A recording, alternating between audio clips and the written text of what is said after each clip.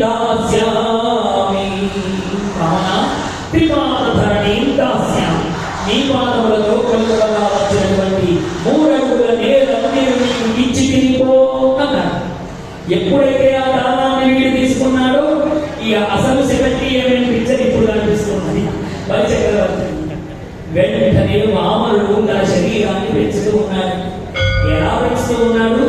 ఇది సామెత రూపంలో మనము ప్రతి తెలుగులో వీళ్ళలో అసలు ఈ పద్యం రాని వాడు లేరంటే అతిశయోక్తి కాదు.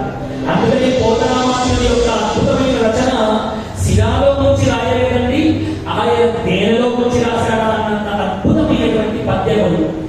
ఆ వామనుడు పెరిగిపోతూ ఉంటే వర్ణించాడండి పోతనామాత్యుడు.